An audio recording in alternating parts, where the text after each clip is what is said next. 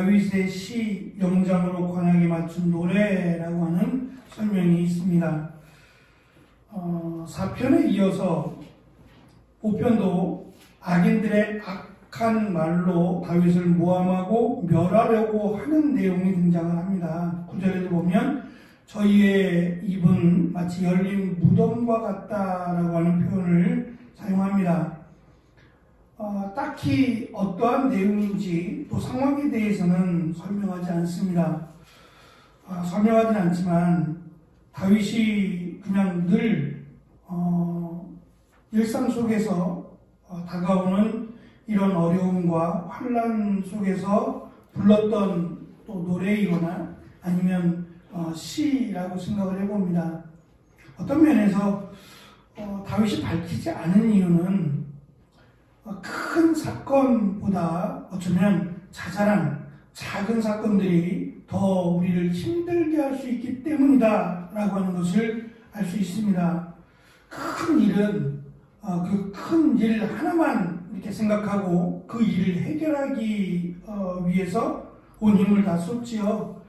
하지만 이 큰 일 말고 자잘하게 다가오는 늘 일상 속에서 다가오는 일들이 사실은 더 우리를 힘들게 하고 피폐하게 하기도 합니다. 한편으로는 다윗 주변에 다윗이 고백하는 것처럼 다윗을 힘들게 하고 또 이 특별히 말로 괴롭히는 이런 상황들이 왜 자꾸 만들어질까? 첫째는 다윗의 표현대로 하나님을 배역하는 하나님의 말씀이 그들에게 없고 하나님을 인정하지 않는, 그래서 사사시대와 연장선에 놓인 이 사무엘서를 우리가 살펴볼 때 이스라엘 백성들의 악함을 우리가 그냥 늘 볼 수 있었는데요. 그 악함이라고 하는 괴롭히고 폄하하고 이런 것들이 결국 하나님을 믿지 않기 때문에 생긴 문제다라는 것을 알 수 있고, 또 한편으로는 단순히 시편은 자신의 이 고백이나 자신의 마음을 시적으로 승화시켜서 표현한 것이기 때문에 많은 사람들에게 이 시를 통해서 위로가 되고 또 이 시가 다른 사람들의 공통적인 이런 고백들이 되어지기 위함이라고 하는 목적을 우리는 기억해야 됩니다. 그래서 조금 이렇게 부풀리는 경향도 없지 않아 있고 잘 기억하고 이 기도를 따라서 하도록 만든 목적도 우리는 기억을 해야만 합니다. 우리가 잘 아는 것처럼 다윗은 지금 이 어느 때인지는 알 수 없지만 다윗이 만약에 왕이 되기 전이라면 다윗을 괴롭히는 사람들은 대표적으로 사울이 될 것입니다. 그리고 다윗이 왕이 된 후라면 좀 내용이 달라집니다. 다윗이 왕이 된 후에 다윗을 공격하는 자들은 다윗과 함께했던 다윗의 수하들이 될 것이고 또 다윗의 아들들이 될 것입니다.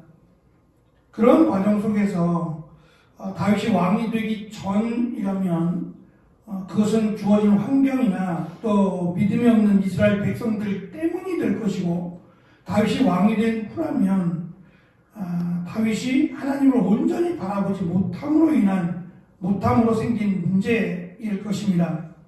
그래서 지금 다윗의 이 시편 5편의 고백이 왕이 되기 전은 아닐까라는 생각을 가져봐요. 4편과는 다르게 다윗이 왕이 되기 전에 다윗이 사울로부터 대표적으로 사울로부터 당하는 수많은 고통 속에서 지은 시가 아닐까라고 생각을 해봅니다. 시편 자체가 모음집이다 보니까 순서를 따르지 않아요. 다윗이 어릴 적부터 다윗이 나이가 많을 때까지를 시간별로 기록하지 않고 내용별로 기도의 시, 찬양의 시 이런 내용별로 분류를 시키다 보니까 그런 부분이 조금 우리가 분류해내기가 어려울 수 있습니다.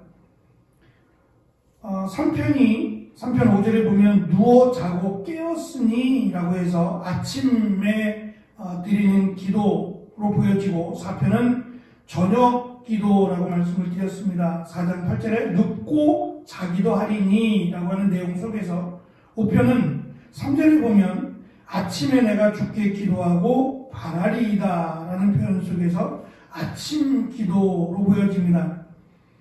이렇게 아침을 많이 강조한 이유는 첫째, 아침에 떠오르는 해가 그들에게는 공의 또는 정의를 상징하고 있기 때문이고, 두 번째는 당시 이스라엘 백성들의 법정 판결이 이른 아침에 이루어졌다고 합니다. 그러니까 선선할 때 해가 떠오르는 그때 이른 아침에 그들은 어떠한 사건에 대한 법정 판결을 이른 아침에 했기 때문에 다윗도 이른 아침에 하나님이 그들을 향해서 자신을 괴롭히고 하나님을 배역하는 그들을 향해서 판결하시고 그들을 심판해 주시기를 그가 기도하고 있습니다. 다윗이 구체적으로 어떠한 역사적 배경 속에서 5편을 기록했는지는 불분명하지만 다 거짓으로 자신을 모함하는 대적들을 향하여 그는 공격하지 않고 오히려 하나님께 나아와서 부르짖어 기도하는 내용입니다. 하나님을 5편을 통해서 하나님은 기도를 들으신다, 부르짖는 소리를 들으신다라는 것과 공의로우신 하나님께서 응답하시고 심판하신다, 심판하셨다라고 하는 것을 강조합니다. 그것이 단회적인 사건이 아니라 계속해서 하나님은 그렇게 하신다라고 하는 것을 이 시를 읽고 노래하는 자들에게 확신을 주고자 합니다. 시편에 등장하는 많은 내용들 가운데 믿음의 사람들을 이 고통 가운데 몰아넣는 대표적인 이유 중에 하나가 거짓말 또는 중상모략입니다. 5편 6절 9절에서 강조하듯이 이런 거짓말들은 마치 독과 칼을 품은 것이어서 피를 흘리게 만들고 아주 심각한 고통 속으로 몰아가서 결국 육체적인 죽음으로 이끌게 됩니다. 바울도 로마서에서 3장 13절에 그들의 목구멍은 열린 무덤이요 그 혀로는 속임을 일삼으며 그 입술에는 독사의 독이 있다라고 강조하기도 했습니다.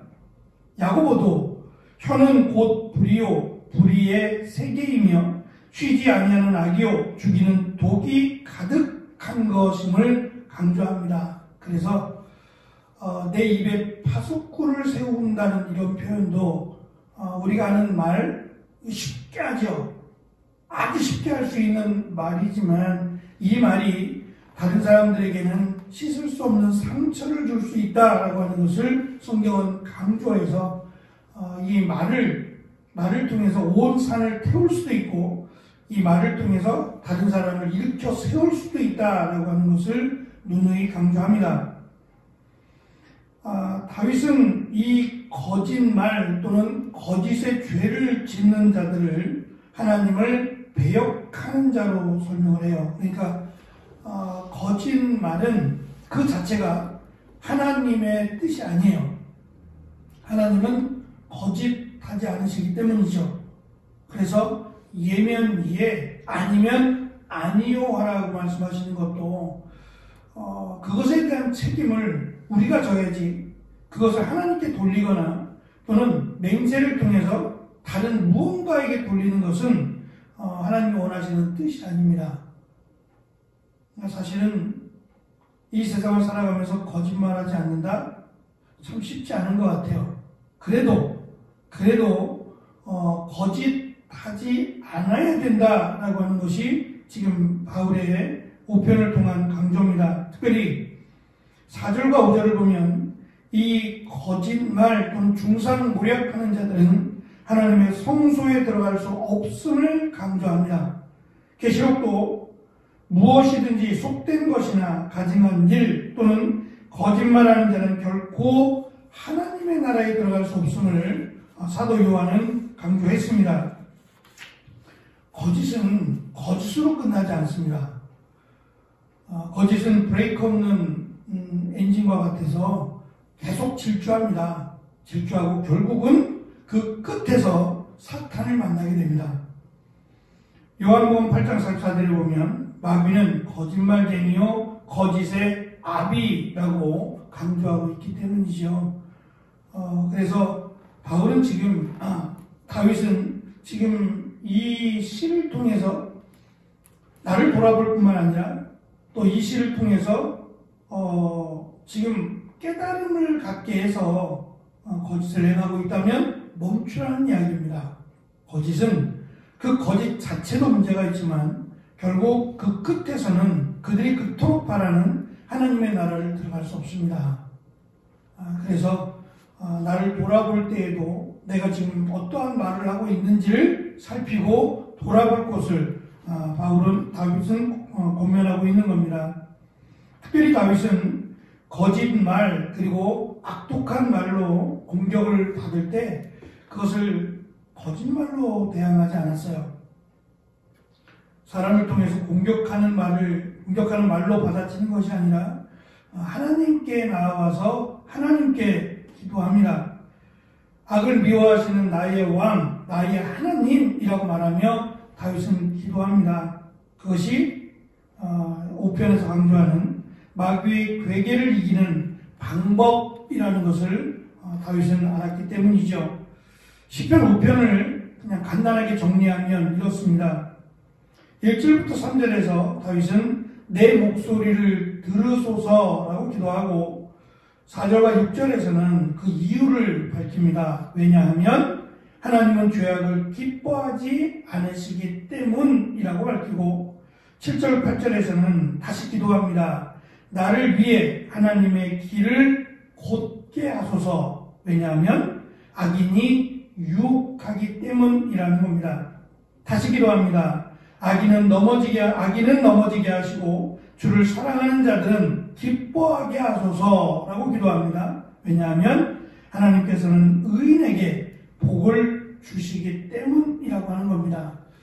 이것이 단순한 노래 또는 그냥 만들어진 시가 아니라 다윗이 지금 직접 경험했던 그런 삶의 고백이라면 이게 한 번으로 끝나지 않겠죠. 수시로 반복되어서 나타날 겁니다. 그럴 때마다 다윗은 이 시를 자신도 기억했을 겁니다. 그리고 이 시에 맞춰서 살아가려고 할 겁니다. 만약에 제가 어떠한 시 또는 어떠한 노래를 만들었다면 누구보다도 그것에 대해서 더 많은 이 마음이 있을 거예요. 더 많이 기억이 날 것이고 더 많이 부르며 살아가지 않겠나? 수없이 부르며 살지 않겠나라는 생각을 가져요. 그래서 말씀을 준비하면서도 좀 괴리감을 느꼈어요. 시편과 이 시의 고백과 우리가 사무엘서에서 본 다윗의 모습이 이렇게 비교가 되면서 왜 이 시처럼 살지 못했을까라고 하는 안타까움이 좀 있었어요.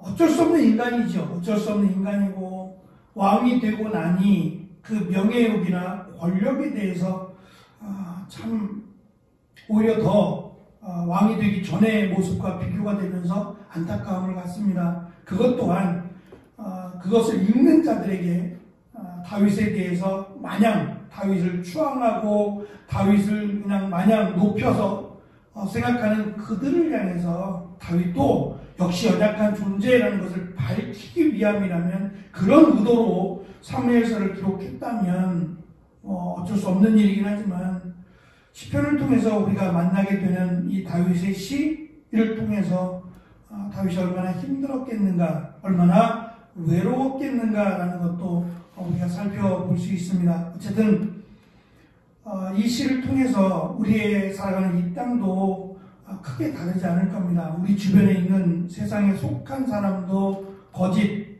또는 하나님을 배역하는 이런 말과 행동을 합니다. 그 가운데서 속상하지만 우리도 하나님 앞에 나와 저들이 지금 행하는 것들을 깨달을 수 있도록 그리고 하나님을 두려워하고 또 회개함으로 하나님께 나아올 수 있도록 기도하는 것이 우리가 마땅히 해야 될 일이 아닌가라는 생각도 가져봅니다.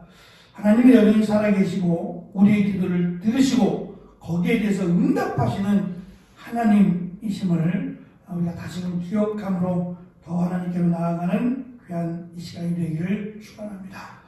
기도하겠습니다.